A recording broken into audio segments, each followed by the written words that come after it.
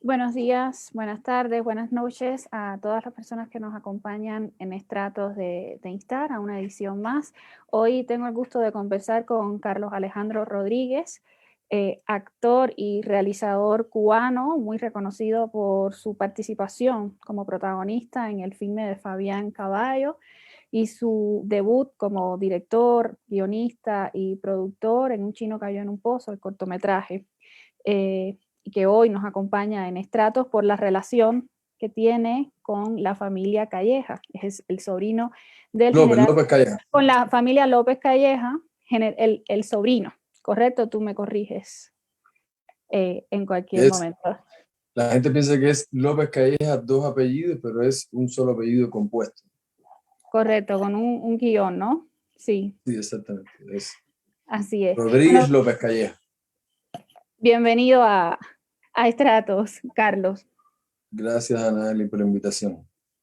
Eh, Carlos, bueno, a mí me gustaría comenzar conversando un poco y que nos compartas también quién es la familia, sobre todo los tres miembros que quizás tienen más visibilidad por los rangos, digamos, políticos y militares que han tenido en el gobierno cubano. Sí, bueno, primero está mi abuelo general de división, fallecido en 2016, Guillermo Isabel Rodríguez del Pozo. Él, tengo entendido que es fundador de la Defensa Civil y fue jefe de servicios médicos de la FARC, o creo que fue fundador también de servicios médicos de la FARC, a partir de su función en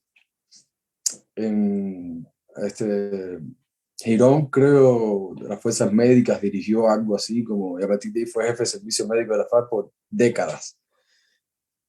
Y ya, bueno, después retirado de viejo, ¿no? Ya, pero bueno, tuvo varios hijos, entre ellos mi papá, que es el menor, que es médico, estudió médico por lo civil y se hace militar en Angola. Pero bueno, sus hermanos mayores, que son varios, está Guillermo, que es este que ha salido en varios periódicos hace poco, que salió a raíz de lo de Panama Papers y los Pandora Papers también, creo que ha salido, y ha hecho varios titulares en periódicos sobre todo de Estados Unidos. Creo que el Herald el año pasado lo sacó, o este mismo año, a principios de año, un titular hablando de que figuraba como titular de varias cuentas en paraísos fiscales en varios lugares del mundo. Y bueno, Luis Alberto, que también es general de división, ya de división me había enterado llegando aquí, donde llegué a España, pero no sabía que era general de brigada, que creo que en su momento fue uno de los más jóvenes generales, ¿no? Personas en ser general en Cuba. Son hermanos ¿Cómo, mayores. Ellos ambos son hermanos mayores de mi padre. cómo ha sido tu relación con esta parte de la familia paterna? Bueno, a ver, mi relación con toda la familia siempre ha sido buena. Yo de niño era un niño esto, ¿cómo se dice? Indisciplinado, siempre fui como de corretear, de hermano. Llamaba bastante la atención, ¿no? Era un poco, eh, también un poco carismático, de alguna manera me daba a conocer, ¿no?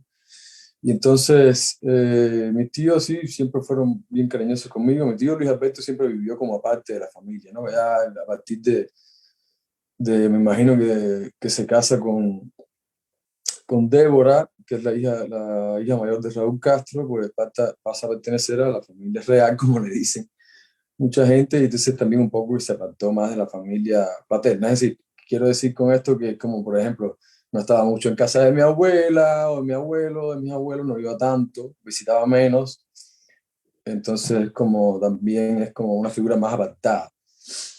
Pero bueno, el Guille sí es como mi tío súper cercano, de hecho, mi tío por parte de padre, de alguna manera, de los más cercanos, y bueno, mi papá, están los otros tíos míos que no tienen nada que ver con eso, y tías también.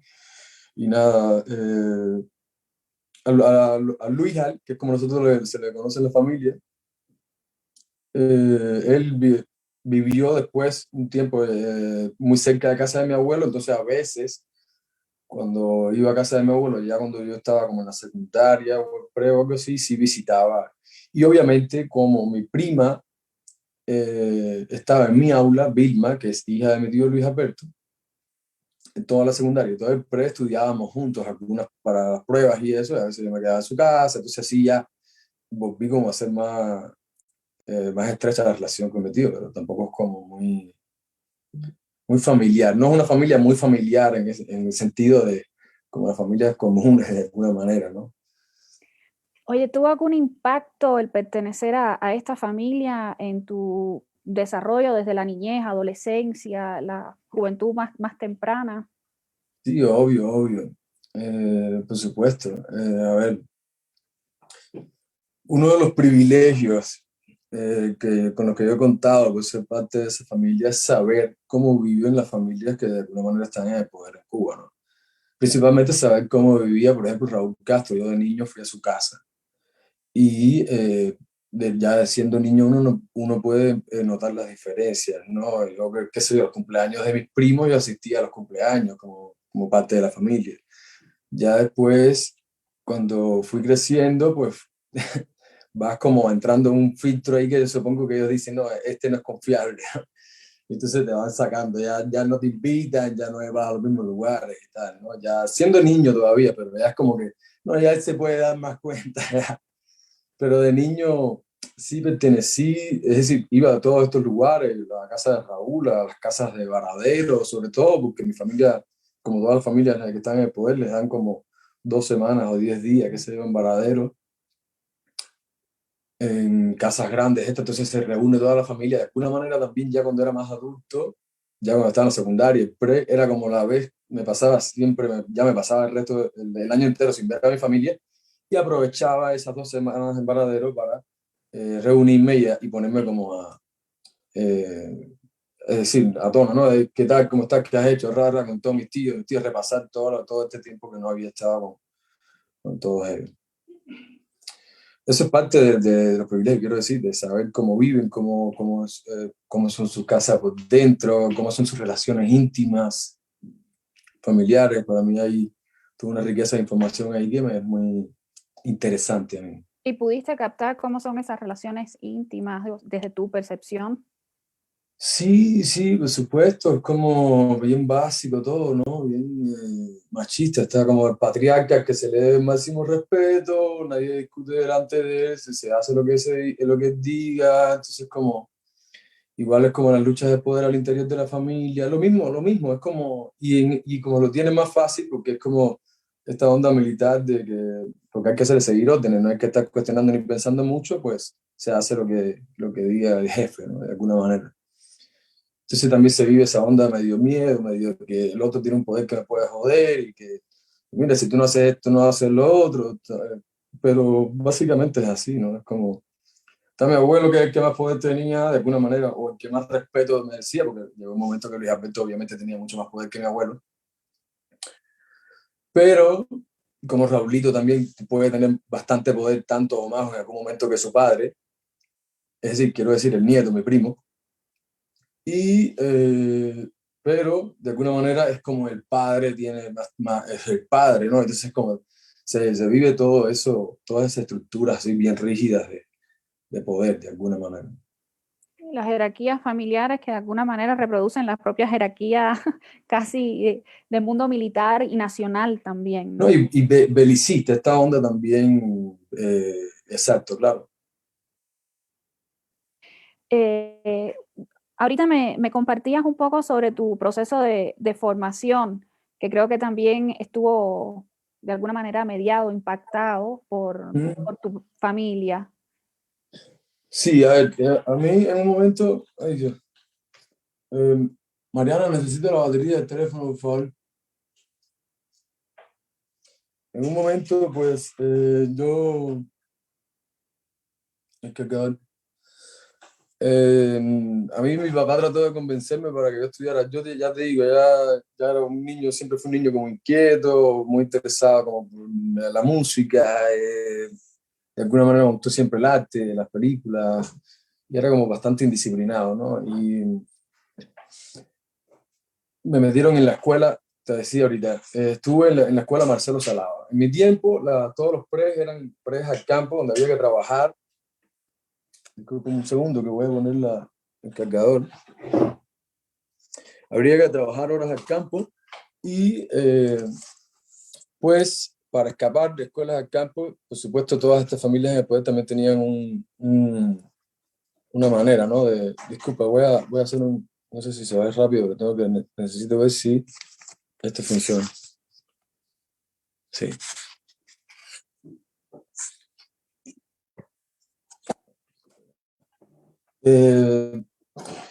Y entonces mis primas, yo tenía otras primas familiares míos que estaban en esta escuela, Marcelo Salado, que era una escuela de deporte y que era obviamente la fachada ideal para que los nietos de las personas apoderadas en Cuba a nivel económico, todos los hijos, los niños lindos o los niños de papá y mamá de Cuba, ¿no?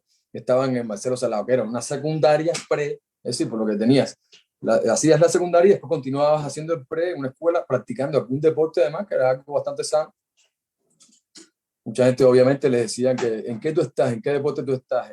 No, yo estoy en vela, yo estoy en patinaje, yo estoy en pelota vasca, yo estoy en palanca. Es decir, como que no practicaba ningún deporte porque yo soy el nieto de, o soy la hija de, o soy el, así, ¿no?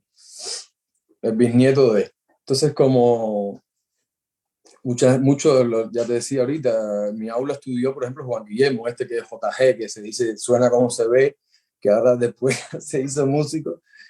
Y, lo mismo estuvo él, que estuvo mi prima Vilma, por ejemplo, que es nieta de Raúl, y estuvo un nieto de Masique, y estuvo así, eran como las grandes familias o familias poderosas, ya te digo, no solo en lo militar, pero también en lo militar, que no estudiaban en los Camelitos, es decir, que no iban a ser militares, iban a estudiar en esa escuela, ¿no? Que era la escuela de deporte de la secundaria y pre. Y eso también es otro de los grandes privilegios a los que yo tuve acceso por ser familiar de mi abuelo, es decir, por ser nieto de mi abuelo. Y supongo que había también muchas concesiones por parte de todo el cuerpo docente, académico, con estos alumnos, alumnas que Sí, estaban ahí en muchachos, palanca. estaba naturalizado eso ya, porque imagínate que en un lugar donde estaba todo el mundo, era yo, papá y mamá, era tema de conversación constante, ¿no? Uno decía, imagínate, ahí iban literalmente los guardaespaldas de mi prima y de Juan Guillermo, estaban ahí. Entonces, no entraban a la clase, pero se quedaban afuera. Y era se vivía esa cosa de esta gente tratando también de fugarse, porque imagínate estar en ese momento donde uno está creciendo o enamorando o en una fiesta, tener que estar con un tipo y que está con una pistola revisando el vestido civil atrás de ti. También eso es una circunstancia un poco desagradable, pero obviamente eso siempre fue tema de conversación y hasta de chucho, de escolar, ¿no? De que me van a andar con el guajiro arriba de uno, ¿no? Y chucho vaya, en realidad se ridiculizaba eso, ¿no? Y entonces siempre se decía, no, porque tu papá, habla con tu papá para que te resuelva un carro, o habla con tu papá para que, mira, que me hace falta un par de zapatos, habla con tu abuelo, o qué sé yo, ¿entiendes? Siempre era como, se trataba de dar cuero con eso y chucho, y completamente se normalizaba esa situación, ¿no? Más allá de que obviamente cuando íbamos a las fiestas en las casas de alguien, no estabas viendo la fiesta de casa de cualquiera, estabas yendo a la casa de fulano de tal, ya tú sabes, mansión, qué sé yo, decir, los niveles de vida de la gente que estudió en Marcelo, no, ya te digo, ya no los militares como siempre han vivido de una manera más sobria, ¿no? Pero de gente ya como rica al interior de Cuba. Oye, bueno, antes de hacerte la pregunta que me suscita esto sobre las fiestas, te quería preguntar, ¿es una edad, y sobre todo más que la edad, el periodo, naciste en el año 88, entonces asumo que más o menos la etapa en la que estabas viviendo, secundaria y preuniversitario, ya era una etapa en la que entre los jóvenes, los adolescentes, se empezaban a hablar ciertos temas, ¿no? Un poco más críticos con todo el proceso revolucionario, con el gobierno. Había este tipo de discusiones también entre ustedes, que eran los hijos de... Mira, imagínate dar una clase de historia donde te cuenten que Fidel no llegó a saltar el cuartel Moncada, porque se ponchó una goma, un carro, esta parte de que es como un poco chunga de la historia, ¿no? De Cuba. Y eso, obviamente, a esa edad no hay filtro. Y uno está Juan Guillermo en el aula, está Camilo Quesada, Nieto de Quesada, y está el otro. Entonces, como, y tú no dices, bueno, ¿qué pasó? Habla con tu papá, pregúntale, ¿cómo fue? ¿Dónde fue? No, mi madre se le escuchó el carro. Es decir, siempre se cuestionó se veía como, ahí todo el mundo sabe lo que hay. Es decir, de alguna manera, obviamente, también a esos niveles es doble moral y la gente sabe lo que hay perfectamente, sabe que son un sistema totalitario completamente militarizado y la realidad de las cosas, ¿no? Obviamente la gente también de alguna manera pasan por saben que la gente vive de la libreta, que el otro, y no viven como en la canasta de verdad que reciben, ¿no? Las regalías que reciben todas estas familias por estar en el poder, ¿entiendes? Entonces, también eso era puesto en cuestión. Que si fuese criticado de alguna manera directamente a quien señalara a un nieto o a una hija o a no, no creo, al menos delante de mí nunca se dio el caso así como que se politizara a un nivel heavy, de aquello supusiera un tema bien complejo. Más allá de dos sucesos así que sí fueron como bastante llamativos estando en el pre, que fue que la secretaria docente, que era una persona que era como bastante querida por todo el mundo, nos enteramos que recibía dinero por entrar a gente en la escuela.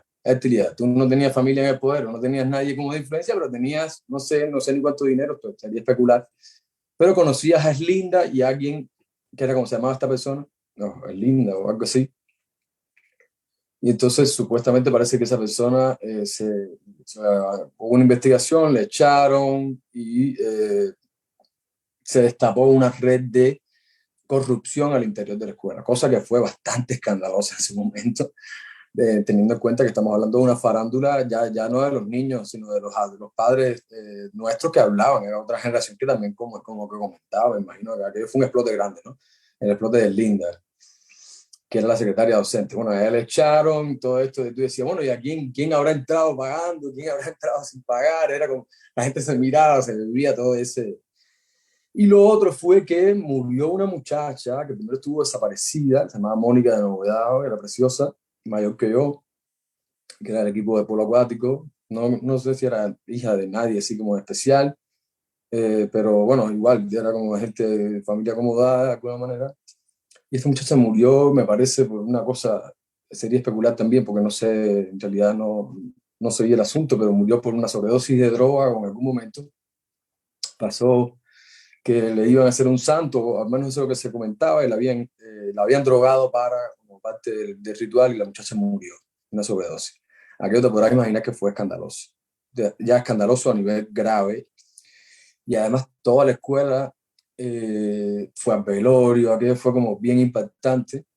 Y ya en la escuela ya era ese tiempo que también en La Habana había en ciertas farándulas bastante acceso a drogas y de marihuana sobre todo y cocaína. Y entonces se comentaba mucho eso y a partir de ahí empezaron a hacerse análisis, algunos nos entrevistaron la seguridad del Estado al final del curso y nos habían hecho diciendo con la justificación de que era para analizar las cosas hormonales de los deportistas, pues que iban a hacer análisis de orina, ¿no? Para ver qué tal iban nuestros rendimientos deportivos, cuando habíamos mucho que no teníamos, realmente estábamos ahí por palanca y no por rendimiento deportivo. Y sí había gente que estaba como de rendimiento deportivo real, que eran del equipo juvenil nacional de natación, por decirte algo, y no le habían hecho los análisis de orina. Y era obviamente que entre nosotros mismos había alguien que decía, oye, mira, le dijo, o se asustó, le dijo al abuelo, o a la abuela, o al tío, o a la tía, o al padre, o a la madre, oye, en la escuela se está haciendo droga y fulanita se murió de droga. Y te podrás imaginar que no son las mismas consecuencias que puede haber de que se muera cualquiera en un barrio normal, marginal o whatever, porque se murió en la escuela donde estaba la nieta de Raúl, los hijos de Masique, el hijo de Almeida, los de Ramiro, whatever, de todo el mundo, ¿me entiendes? Entonces, como de todos los generales, de toda la gente, como los filmeros que le dicen, ¿no? Poderosa de Cuba, y aquello se armó tremenda candela que según como yo veo las cosas ahora, dio como al traste, o por lo menos fue en ese momento con la operación Coraza, creo que es que se llamaba, que era la gran recogida de droga y de gente en Cuba en esa etapa, ¿no? A principios de los 2000 o algo así.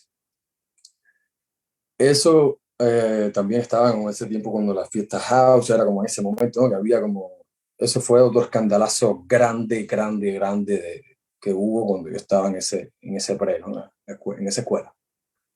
Supongo que había como mucho control de la información que daban estos hijos, estas hijas que compartían todos juntos ahí en la escuela, ¿no? O sea, que no tenían tanto acceso a la información, o era distinto.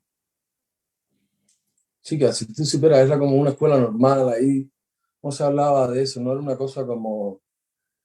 Ahí, mira, era en primera y 38 en Miramar. Ahora creo que es un círculo social, o lo estarán haciendo un círculo social. Por un momento la dejaron abandonarse y como estaba cerca del mar se destruyó mucho. Tenía piscina, tampoco era nada, no era una cosa tampoco lujosa, era una escuela normal, así, había que pintarla porque estaba medio, se caían los pedazos porque estaba cerca del mar. No se iba, ahí no se iba a escuela al campo, ni el mes ese del campo, ¿sabes? No se iba. Se hacía, él tenía como una semana de competencia que te lo daban, si no estabas compitiendo, pues para tu casa. Y eso era bastante agradable ya, ¿no? En vez de ir al campo, irte para tu casa una semana de vacaciones, en vez de irte un mes al campo a trabajar, como podía pasar ya te digo, en la secundaria, en el pre la gente se iba para el campo a vivir y estudiar en el campo, ¿no? Y a trabajar todos los días. Entonces ya eso era un privilegio enorme. A veces sí tenías que rendir en el deporte, tenías que ir a entrenar, aunque no tuvieras mucho interés, porque si no perdías tu evaluación. Es decir, pero no es que la gente tampoco estuviera, y no todo el mundo era, obviamente también habían gente normal y gente, cuando digo gente normal, digo gente pobre, gente que como que no tuviera nada que ver con nadie, que caían ahí porque eran familia de la secretaria o del hijo, de whatever. Es como gente que vivía por ahí cerca, que fueron, que se anotaron, los dejaron entrar o que se pusieron en el deporte y que no eran tan buenos en el deporte, pero los dejaron entrar y es como eso, ¿no? Tú sabes, como pasa todo, ahí todo el mundo que conocía a alguien que trabajaba ahí o que fuera amigo de un profesor, una profesora, un directivo o cualquier cosa entró. Más que sí estaba la gente, por ejemplo, de los equipos escolares y juveniles nacionales, que eran gente que sí, que, te digo, que eran de alto rendimiento, que sí vivían por el deporte, que o se pasaban todo el año compitiendo, incluso viajaban a competencias internacionales. Recuerdo un momento donde estuvo cerrada la escuela de formación deportiva del Cerro Pelado y toda esa gente las mandaron para Marcelo a estudiar. Estoy hablando de otra escuela, imagínate. Se tuvo que asumir como ampliar la escuela y todo, estuvo en construcción, era como locura, eso, pero funcionó, no era una cosa tampoco, la gente sabía que era como, oh, es Marcelo, ¿verdad? La gente, no sé qué, pero tampoco es que uno sabía quién era la hija de quién, tú sabías más o menos en tu habla quién estaba, pero tampoco tú decías, bueno, este debe ser hijo de alguien, la gente también como se vestía, había uno que estaba con los zapatos rotos y otro tenía y lo otro es que también no había esa formalidad con los uniformes, ¿no? Por ejemplo, en aquel tiempo la gente se vestía la secundaria y el pre era con pantalón amarillo, en el caso de los hombres, o sayas amarillas, en el caso de las mujeres, y blusa blanca. Porque en Macero tú podías ir como si fuera un tecnológico, que se le decía en aquel momento, que no te daban, en aquel momento no salías del tecnológico con 12 grados. Si tú te ibas a un tecnológico, después tenías que ir a la facultad, porque no tenías 12 grados, entonces no podías aplicar a la universidad. Entonces, era como, no salías con bachiller de un tecnológico. Que los tecnológicos eran como más, en aquel tiempo, o por lo menos así lo recuerdo, que tú podías ir con un pantalón azul y ya, pantalón de esto de mezclilla cualquiera, y Marcelo asumió como eso también de alguna manera por mucho tiempo. Ya después se pusieron un poco más rigurosos. Eh, y nada, pasó eso, que uno iba sin uniforme, iba más o menos con un pullover blanco y con un pantalón azul. Era como, imagínate, en aquel tiempo en Cuba eso era, la diferencia era enorme. No te estoy hablando ahora, parece que estoy hablando como de nada, pero en aquel tiempo, sí, bastante tiempo que ha pasado ya, era una gran diferencia, ¿no?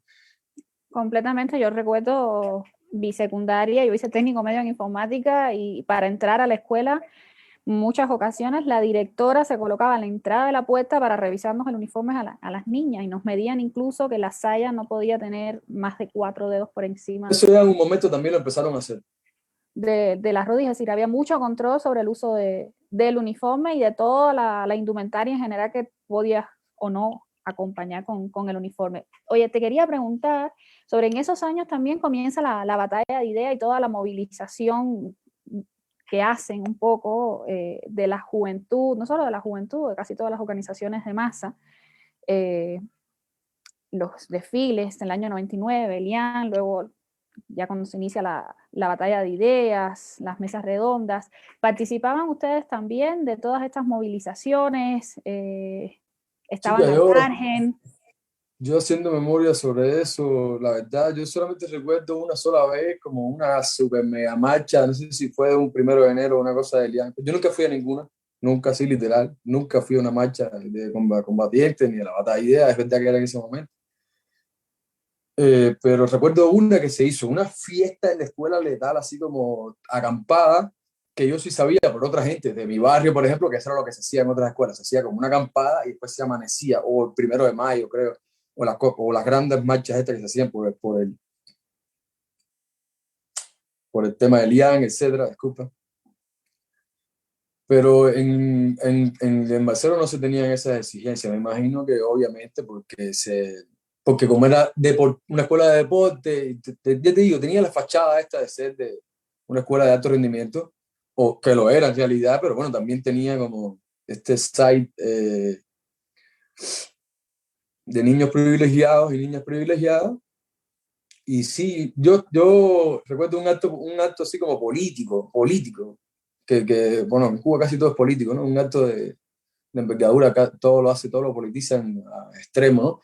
Que fue que Spielberg fue a presentar a La Habana a Carlos Mann, nada más y nada menos, que quedaba cerca de la escuela. Imagínate, la escuela es en calle Primera, en Primera y 38, y Carlos Mann queda en Primera y 10. Él fue a presentar Minority Report. En aquel tiempo estaba la ley esta, yo solo escribí en un texto de Ibermedia, creo, la ley de esta de peligrosidad, que te podían meter preso si tú estabas sin trabajar. Y en medio de todo eso, estrenaba Steven Spielberg Minority Report, y Fidel Castro fue la única vez que yo lo he visto más o menos, de hecho fue bastante lejos.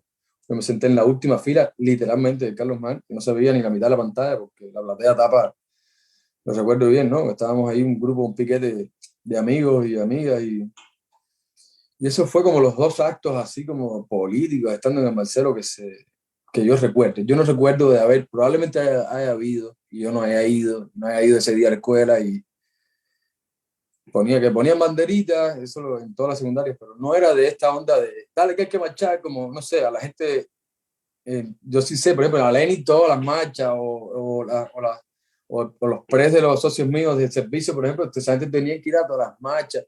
También no había esa exigencia, o por lo menos también como yo nunca lo asumí o nunca lo vi como posibilidad, con la onda de la UJC ni nada de eso.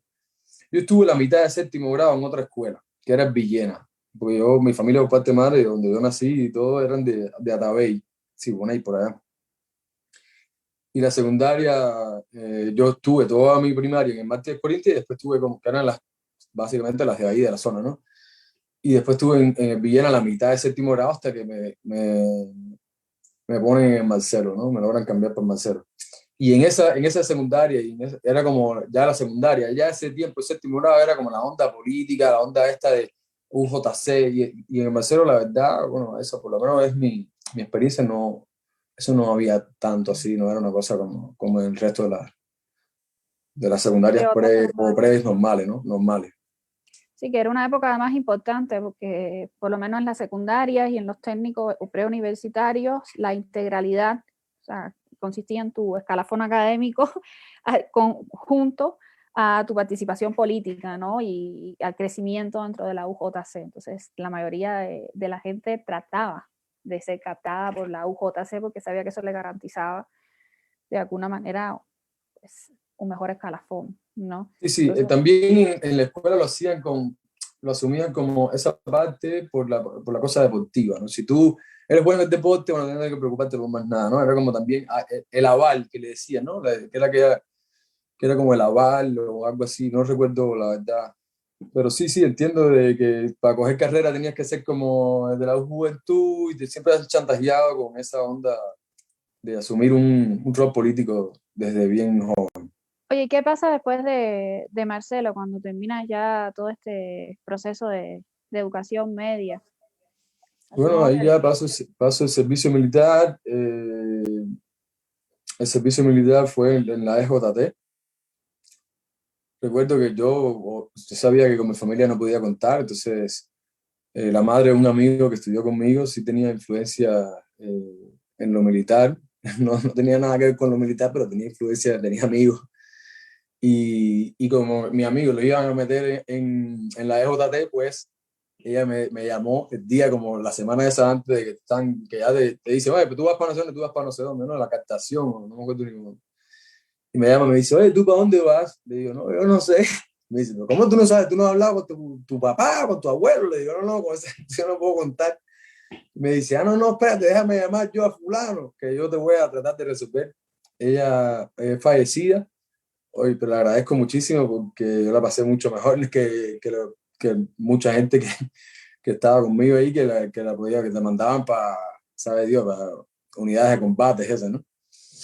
Y eso en mi familia era como visto como un orgullo, ¿no? Que yo que estuviera, que me metiera en un lodazal de eso, a meterme en una unidad de tanque o cualquier cosa de esa. Además, que me iba a salir hombrecito ese discurso de que eso me iba a hacer machito, ¿no? De la onda, que el ejército me iba a reformar de alguna manera. Supongo que entonces tu inclinación hacia el arte fue un conflicto o implicó un conflicto con tu No, no, familia ya eso paterna. terminó de acuñar mi imagen de oveja negra entre la familia. Era como, ya eso era el artista. Siempre me decían el artista como para burlarse. También porque la cosa del arte es también que es artista es maricón, o es gay, o bisexual, o esta onda de que es flojito. Entonces ya el artista, ponerme un arete, entrar a casa de mi abuelo con un arete que yo tengo siempre usado como, esto es, vaya, no, te puedo, son gente bien extremista, no estamos hablando de cualquiera y ya eso es una cosa escandalosa. Mira este con un arete, entonces empiezan a tratar de hacerte bullying y eso los pone, este tipo de situaciones como que alguien pueda tener, ser joven o vestirse apretado, ponerse un peinado raro, o hacerse los pinchos, teñirse el pelo. Todo ese tipo de cosas están más vistas, obviamente, son conductas epicurelianas, como dice Fidel Castro en su discurso del principio de la revolución, y eso ellos saben que eso es indisciplina, y eso es como está visto, como ya te digo, además de que es un problema erótico sexual que ellos no saben cómo resolver y se siente, eso lo pone nervioso de alguna manera, imagínate además, ya eso es como, vienen de la onda de la rigidez, ¿no? Lo marcial, la uniformidad y todo eso, y eso es como, sí, sí, obviamente cuando entré a Lisa eso fue, tú eres el artista. Y supongo que eso hizo, bueno, convertirte en la oveja negra y el estigma que cae también sobre la figura de la oveja negra hizo que no fueras del círculo de confianza de la familia. Yo nunca, no creo, yo desde antes ya no lo fui, yo de esta onda, si no me hubiera metido o hubiera aceptado entrar en los camilitos como hicieron mis primos varones mayores, ¿no? Raulito y Guillermo. Y mi papá trató en un momento, incluso ya yo estando en el Marcelo, les dije, bueno, incluso trató hasta con mi mamá de convencerme para meterme en el Marcelo. Ella dice que no se acuerda, yo sí me acuerdo perfectamente los Camelitos, como yo, escuela militar, para mí eso era como, yo dije, bueno, ahora sí me van a destruir mi juventud, porque yo no voy a terminar el pre, no me pueden obligar a, es decir, si yo no quiero, cierro los ojos, es decir, me voy a meter heavy a protestar, no voy a entrar a una escuela militar, no cuenten conmigo para los militares, entonces ya yo sí me planteé en eso, y obviamente ya desde ese tiempo, incluso desde antes, ya séptimo grado, yo era un niño como que no se sabía que conmigo no se iba a contar para eso. Yo decía las cosas, cuestionaba las cosas como que había, de siendo bien niño. Yo pasaba, por ejemplo, en casa de mi abuelo, hay un cuento famoso que cuando yo era niño, de que estaba uno de los discursos estos famosos de Fidel, de no sé cuántas horas, de periodo especial de los años 94, 95, qué sé yo, que era esa etapa donde se rompía sus propios récords hablando. Y yo pasaba por el frente del televisor, como hacía en casa de mi madre, ¿no? Y decía, mentira, mentira. Pasaba y decía, mentira. Y entonces, aquello te podrás imaginar si se sentaba mi abuelo, mi papá, mis tíos a ver el televisor, que aquello era, para ellos era Dios hablando en televisión, directo, en vivo en aquel momento, para ellos, y es como, eso es así literal, eso es una religión, y que pasaba este niño, que además es un hijo de puta, que se porta mal, y pasaba, me paraba frente al televisor y decía, mentira, y me mandaba a correr. Entonces, Imagina, ya eso era obviamente problemático, siempre fue así, y siempre fui visto como el loquito de la familia, ¿no? De alguna manera. El artista, el loquito, ay, el disciplinado, en esa Sí, onda, ¿no? hay que patologizar ese tipo de Sí, conductas sí, para que sí, puedas claro, lidiar claro. con ellas.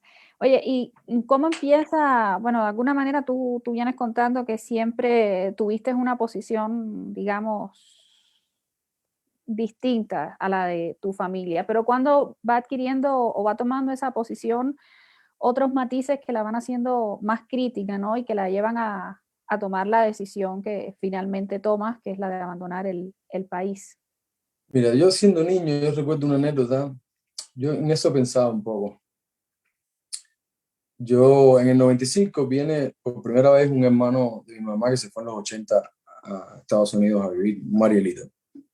Mi tío Juan Carlos, una persona que falleció ya, eh, pero que fue una persona muy importante para mí, muy cercana a mí, ¿no? Y a mi mamá. Y, y estaba muy contento porque era la primera vez que conocía a este tío, ¿no? Que ya te digo, era una persona especial por su círculo de amigos, porque era una persona muy cariñosa y el hijo preferido de mi abuela materna, ¿no? Entonces viene a visitarnos de Estados Unidos. Obviamente, imagínate, en el 95 en Cuba, venir de Estados Unidos era como venir del cielo, porque en plena crisis económica heavy en Cuba, ver un chicle, darte la idea, eso, yo no sé qué edad tienes tú, pero en aquel momento, bueno, yo sí me acuerdo, no había chicle, no había caramelo, no había No, nada. yo soy del 86, más o Ay, tú menos te ahí acuerdas estamos. perfectamente. Entonces, para mí yo estaba loco, ¿no? Entonces ya, y para cómo era un plus, ¿no? Que mi tío venía del cielo, literalmente. Y cuando me tocó ir ese fin de semana a casa de mis padres, a casa de mi abuelo, pues ya desde que me monto con el chofer empiezan a hablar del tío Paco, y yo no entendía la onda esta del tío Paco. Y si el tío Paco, ¿qué están hablando? Y cuando yo pregunto, ¿quién es el tío Paco? Me dice, no, el tío Pacotilla, tu tío que vino de los Estados Unidos. Imagínate, yo era un niño, aquello para mí supuso, es decir, yo no sabía cómo lidiar con todos esos sentimientos que estaban conmigo de contradicción y de tal, pero fue bien frustrante y fue fuerte para mí eso, porque fue violento, de alguna manera fue muy feo, ¿no? Fue espantoso, ¿no? Tener que lidiar con eso. Y después, años después, no creo que muchos, tendría que calcular bien, pero no, un año o 2 años después, uno de mis tíos, por parte de padre, se fue a Estados Unidos. Se fue primero a Costa Rica o algo así, un año, 2 años, después se fue para Estados Unidos. Y entonces, cuando yo me enteré finalmente de que él había cruzado y que estaba en Estados Unidos, fui y le dije a mi abuelo que ahora tenía dos tíos Pacos, es decir, que no tenía. Y eso fue una cosa, eso fue un tema familiar muy grave, es decir, fue como considerado que se expulsaba de la familia, y obviamente como que no podía entrar en la casa de mi abuelo más nunca. Se fajó, nadie, mis tíos no le dejaron, obviamente mi papá, todo el mundo le dejó de hablar, pero fue como mi pequeña victoria, ¿no? De pequeña venganza ahí, siendo niño, de poder decirle eso a mi abuelo. Y no me acuerdo no creo que me hayan dado, que me hayan entrado a golpe ni nada, pero aquello fue heavy, y ya siendo más adulto, yo traté de evitar caer en cualquier tipo de tema político con ellos, porque la diferencia no iba, ellos sabían cómo yo pensaba, a mí se me veía, es decir, es como literal. Y yo sabía cómo pensaban ellos, sabíamos que no íbamos que las diferencias no iban a ser, eh, no iban a terminar en reconciliación. Era mejor ni tocar ese tema, ¿no? Mi papá ni me hablaba de eso, papá más o menos tanteaba, hacía un chiste, yo le hacía otro chiste, ya, hasta ahí llegó eso. Y nunca caímos como en el tema político. Recuerdo una vez yo estaba de visita en casa de mi tío Luis Alberto, creo que era su cumpleaños, y si era su cumpleaños, ya él se había divorciado de Débora, estaba en una mansión por el laguito que lo habían, él le decía Las Beques. Me había mandado a llamar, yo era la primera vez que iba ahí, fui con la que era mi pareja en ese momento, estaban todos los rendidores que tiene alrededor, estaban ahí ese día, ¿no? Te digo rendidores, son gente que trabajan para él o gente que son cercanos a él, rindiéndole en plan, mi general, le dicen jefe, Imagínate que tú en tu casa te haga un amigo tuyo, un supuesto amigo tuyo, te diga jefe o mi general. Es un poco, a mí ese tipo de cosas como, yo no estoy acostumbrado, no lidio con eso, ¿no? Para mí es como Luis Alberto, Luisa, o qué sé, o Luis. Y entonces ya, cuando yo, venme entrar a mí, la gente que más o menos me conoce, a mí me dicen el truco, mi familia por parte de padre y todos los militares que han estado cercanos a Raúl en algún momento, porque yo en los cumpleaños eso acababa, o cuando era niño siempre fue como mataperreando, me fajaba con los demás niños, siempre como era bastante problemático, me decían, me pusieron el truco y me decían así, oye, llegó el truco, o llegaron los trucos. Ellos hacían los chistes de que, oye, recojan las cosas que llegaron los trucos. Me decían, a mí me decían el truco y ya a mi hermana, como era mi hermana, le decían la truca. Y entonces, oye, llegó el truco. Entonces, ya Luis Alberto ahí tiene esta onda como de comarca, de que ya está ahí sentado y me pregunta, oye, bueno, ¿qué? ¿Cómo te va en el teatro? Ya me estaba graduando, me había graduado, ya estaba trabajando en teatro público. Y me dice, bueno, ¿cuándo te voy a poder ir a ver una obra de teatro de esta? Y digo, bueno, cuando tú quieras, ve cuando tú quieras, tú me avisas, te saco entrada para que vayas. Y me dice, no, pero ¿cuándo es que...? Estoy rodeado de gente, ¿no? Te digo, todos estos rendidores y rendidoras que tienen, ¿no? Rendidores sobre todo. Y me dice, ¿cuándo yo voy a poder ir a ver una obra que no haya, que no hable más de la revolución? O que no hable mal, o que me tira como un chiste así, ¿no? En plan cabroneado, riéndose. Y le digo, bueno, me parece que no vas a poder ir a verme al teatro. Entonces, porque el teatro es un poco para eso. Y entonces, eso fue como que yo me riera. Yo se lo dije muy relajadamente, porque además sabe, y además me lo había dicho probablemente para que yo le dijera eso. Pero eso hizo un silencio y una tensión que ahí la gente como que no sabe si reírse, si todo se vive un ambiente bastante de tensión. Y ya después que se rió, es como que autoriza al resto de la gente a reírse. Y se viven esos pedazos, ¿no? Pero más allá de eso, ya te digo, es algo como que yo recuerdo así como de... Es decir, tú no te metes en lo tuyo, yo no me meto en lo tuyo, tú no te metes en lo mío, y ya cada cual es como no... Pero ya en algún momento ya las cosas van cambiando, yo me voy haciendo adulto también, empiezan a pasar cosas, ya me toca más de cerca, ¿no? En el sentido de yo no podía mirar al lado, yo estaba haciendo un proyecto con un restaurante en La Habana Vieja y, y ese proyecto que estaba haciendo con amigos, pues también hizo que patrocináramos un proyecto de alguna manera muy independiente de hacer en el barrio de San Isidro un proyecto de grafitis, de grafitero, ¿no? De grafitear la zona un poco para, como es una zona bien pobre, bien marginada y que, pues, para embellecer eso, ¿no? Que tuviera este lado underground, artístico y pues da la casualidad que también se suma el otro proyecto este de la Galería de Taller Gorría y empezamos a colaborar. Y ahí mismo, en esa galería, yo conocí a Luis Manuel. Entonces, imagínate si ya esto, ahí se suman muchos amigos, qué sé yo, se empezaron a hacer festivales, se hacían conciertos, literalmente en la esquina de casa de donde vivía Luis Manuel. Eh, trabajaron gente, por ejemplo, qué sé yo, no sé si galería continua, clandestina. Es decir, ya se empezó como a armar una cosa alrededor del barrio de San Isidro. Nosotros le decíamos, ¿no? El proyecto este así muy informal y te estoy hablando de independiente, sin contar con el gobierno, los permisos, eso lo gestionaban estos los hijos de Pichi. Y entonces tratábamos de hacer como festivales y cosas, que sucedieran cosas mortales en el barrio, ¿no? Conciertos y todo eso. En el medio de todo eso, empieza el restaurante arranca, ya me concentro en eso y pasa todo, empiezan a ver el suceso 349, ¿no? Todo este problema que hay alrededor del 349, que yo lo veo como un referente directo de toda la pronunciación que han tenido los artistas en contra de la represión y de la violencia y el silenciamiento de los artistas, ¿no? Con este dispositivo de filtro político para la censura, ¿no? Para que autoriza la censura como para que no se manejen desde los artistas cuestiones políticas, es decir, o librar al arte del contenido político, es decir, de la participación en la vida activa civil o política, o cuestionarla al menos. Obviamente a mí eso me pareció lo que sabemos, ¿no? Y ya ya en internet yo me empiezo a proyectar en contra de eso.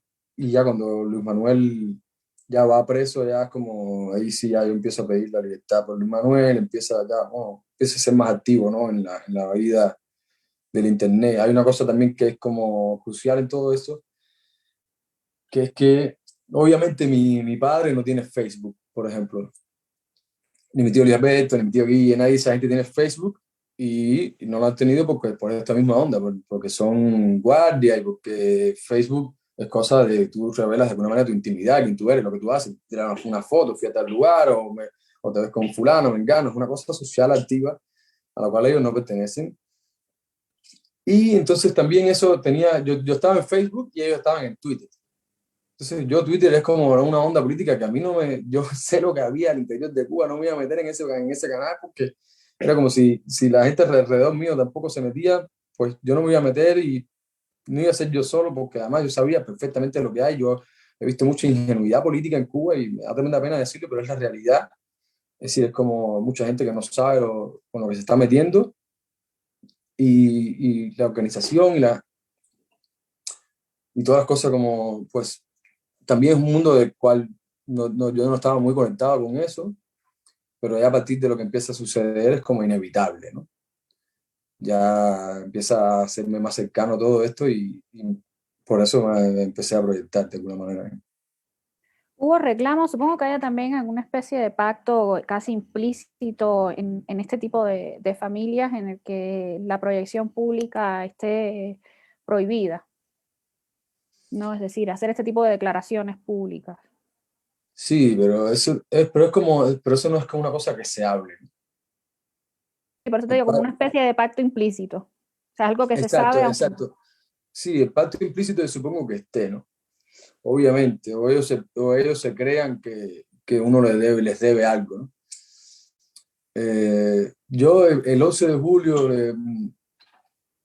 hice un chat y puse a los varones de mi familia, ¿no? Las mujeres no se meten en política, obviamente, son como, ¿sabes? No, desligadas completamente del mundo de lo político al interior de mi familia, porque es una familia profundamente machista. Y puse como a los varones de la familia que sí están como, vamos a decir, activamente en lo militar y como participan de todo eso. Y les empecé a bombardear con información de videos de represión y les empecé a poner, bueno, me mandé muchas cosas, y pero en plan heavy, ¿no? Y me acuerdo que Luis Alberto me respondió ingrato, una de las cosas, ¿no? Que me respondió, era como esta onda, como si yo le debiera algún favor a él o esta onda de que también de creer que, o no sé si ellos mismos se creen que uno le debe o lo dicen porque quieren hacer creerle a uno que uno le debe, es decir, hay todo un teatro ahí que es como, me parece falso, ¿no? Total. Es como esta onda de decirle a los negros que no, ustedes no eran nadie, o a las personas afrocubanas, ustedes no eran nadie ante el triunfo de la revolución los hizo personas. Son una cosa así como, yo no sé si se lo creen o si lo hacen ya para de tantas veces repetir la mentira, terminan creyéndosela, o si lo hacen para hacer que uno se lo crea. Es una cosa totalmente inverosímil, ¿no?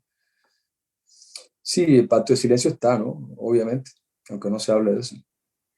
hubo amenazas, o sea, violar este pacto familiar, el silencio, romper el silencio, digamos, en este tipo de familia, trajo amenazas, trajo algún tipo de violencia en tu caso. Mm, bueno, la verdadera amenaza, obviamente, supone el silencio ya puede ser una amenaza, ¿no? El hecho de que, aunque ellos no hablen, ¿no? Yo me siento amenazado. Yo hablaba con amigos aquí de España, yo decía, es que a mí, de alguna manera, y es un miedo, es una cosa que yo vivía con eso, tanto en el interior de Cuba como aquí, yo decía, bueno, aquí me pueden matar, lo mismo Luis Alberto, que algún enemigo de Luis Alberto para que la gente piense, para que es que es Luis Alberto que me mata, ese es como literal, ¿no? Aquí como yo sirvo como carne para cualquiera de los dos, ¿no? Como para cualquiera de los dos bandos, ¿no? De todo esto. Pero obviamente yo tengo una postura que es en contra de esa dictadura militar totalitaria, ¿no? Que ya tiene que terminar. Entonces yo la asumí, ya me pareció como demasiado todo eso. Yo soy de las personas que sí pensó que en cualquier momento iba a haber iba a ver esta salida a la calle de la gente. La esperé todo el tiempo. Yo discutía con mi pareja que me decía, no, aquí la gente nunca va a salir para la calle, deja eso, sal de eso. Es decir, porque se vive con mucho miedo al interior de toda la gente en Cuba, que proyectarte en las redes sociales, hay gente que no te da un triste like, y por miedo, obviamente, o por no descartarse también, porque si metes a un amigo tuyo preso, tú puedes ir a llevarle comida a la prisión. Entonces, como ser consciente de lo necesario que tú puedes ser desde otro punto, ¿no? Desde otro franco, desde otro, qué sé yo, que tú puedes activarte políticamente desde otro lugar, y que no sea solamente desde las redes sociales, o también mucha gente que lo veo que puede ser que lo vean así, y yo siento que es así.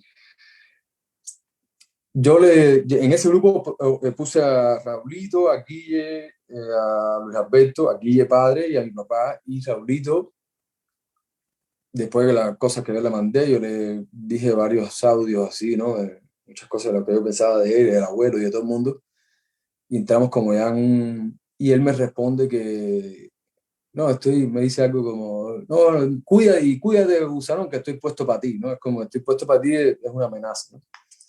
Y aquí como es que de alguna manera sí tiene un poder muy, muy, muy grande sobre el ejército, y sobre el ejército que tiene en el interior y el exterior repleto de espías, ¿no? En todos lados. Bueno, supone una amenaza de gravedad, pero ya te digo, en un momento sí, en aquel momento estaban paranoiados. Yo vivía paranoiado allá al interior de Cuba pensando que en cualquier momento podían como eh, pasar cualquier cosa, meterme un registro en mi casa, o qué sé yo, interrogar a la familia de mi esposa.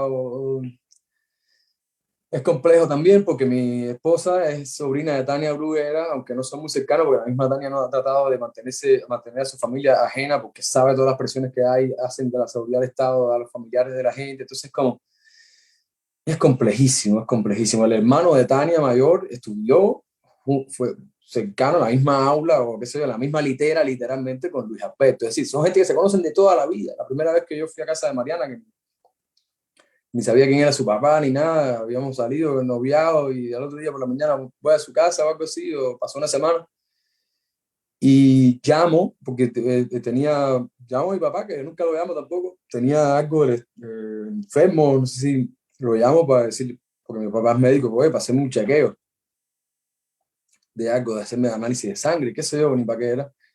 Y cuando llamo del teléfono de Mariana, mi papá me dice, coño, Miki, ¿qué hola? ¿Cómo? Y yo decía, Miki, y le digo, Mariana, ¿tu papá se llama Miki? Me dice, no, sí. Es como, yo digo, bueno, esta gente se conoce. Yo pensé, pues, obviamente pensé que era como, y es de toda la vida. No me acuerdo ni por qué te terminé hablando de esto. En Voy a fin. hacer un acto aquí para hacerte algunas preguntas y después volvemos sobre este tema para no dejar que pasen como muchas preguntas en el chat. Tengo 3 preguntas de José Raúl Gallego para ti. La primera es, se ha hablado mucho de la relación de subordinación tácita del actual primer ministro hacia López Callejas. Carlos, ¿tienes alguna vivencia personal sobre esto? Sí, sí, yo tengo una vivencia personal sobre eso, que de ahí lo conozco, ¿no? Por Luis Alberto sabía quién era. No lo conocí nunca en persona, no sabía quién era, pero sí sé que es como la mano derecha de mi tío Luis Alberto desde que era ministro de Turismo, porque nosotros cuando estábamos en la secundaria, en el pre, se usaba en Varadero la discoteca, la Rumba. Esta discoteca costaba $10 barra abierta, y era como la discoteca de Cuba, ¿no? Era como, se pasaba súper bien, había la mejor música, el mejor ambiente, qué sé yo, y obviamente en el verano yo iba a esa discoteca, y a veces también iban mis primos, y entonces entrábamos, disculpa, me están escribiendo por internet.